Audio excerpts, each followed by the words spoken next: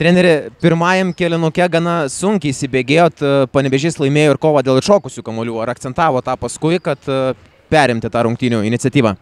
Jo, akcentavau per ilgąją pertrauką, kad kažkaip mažai energijos, per minkšti esam tiek puolime, tiek gynyboje, bet dabar po rungtynių pasižiūrėjau, kiek kamuolių atkovojom puolime, tai rezultatas kaip ir labai geras. Tik pelnėm tik 18 taškų, atkovoja 25 kamuolius puolime, tai rezultatas toks nelabai koks, bet sakau, mes dar augam, dar mokinamės ir pasižiūrėsim video ir judam toliau į priekį. Naudingiausios jūsų komandoje šiandien abi sesės buvo, kurios dominavo po krepšių. Ką apie jų žaidimą galit pasakyti? Tai aš sesėm pasitikiu, visa komanda pasitikė, jos visada užsivedusios, kartais geriau sulošia, kartais blogiau.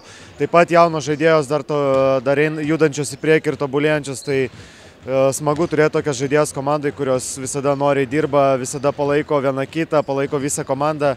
Turiu ir aš gerą ryšį su jom, tai smagu su jom dirbti. Kitą savaitę laukia lyderių mūšis prieš Rygos komandą. Ar šiuose rungtynėse matėm kažkokių minčių pasiruošimo prasme? Ne, kažkokių gal nematėt, bet esmė ta, kad bandysim važiuoti į Rygą ir pakovoti. Matėm savaitgalį, kaip žaidė su Kibirkštim, tai žinom kokia komanda, kaip gerai Europos tauriai žaidžia, bet sakau, reikia važiuoti ir galvoti kaip laimėti, o ne kokiu skirtumu pralaimėti. Majara, congratulations for the victory. Your impressions about tonight's game? I guess our team is working hard, so all those results we are getting better, and we are facing some challenges during the games because the teams are studying us, but working together we can get the victory, so I'm happy because we have 12 in a row.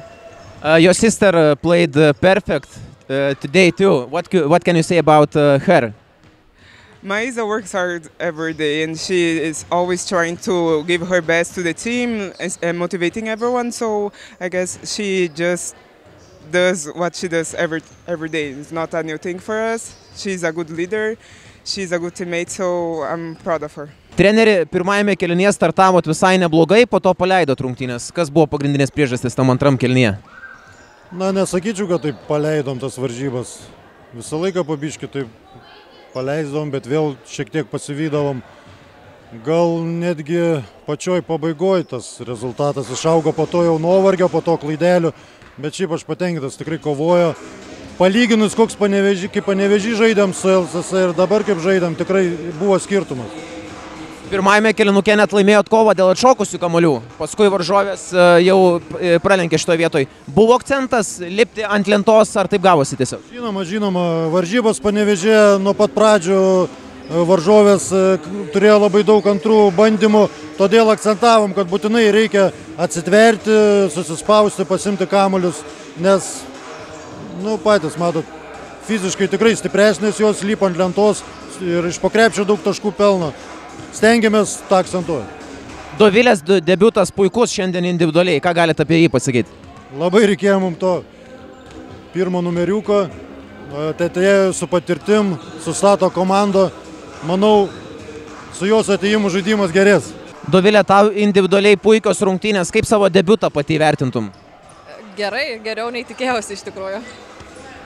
Po didžiosios pertraukos vis labiau ėmėsi iniciatyvos. Taip gavosi tiesiog, ar treneris akcentavo imtis lyderystės? Taip gavosi iš tikrųjų, nebuvo, kad būtinai ant manęs reikėtų žaisti, bet tiesiog mačiau, kad išeina, mačiau, kad galiu save išnaudoti ir komandos draugės išnaudoti, tai taip ir gavosi. Ko pati tikiesi priduoti savo komandai sezono eigoj? Ramybės, tvarkos, sustatyti visas į vietas, kur reikia ir išgauti iš to geriausią rezultatą.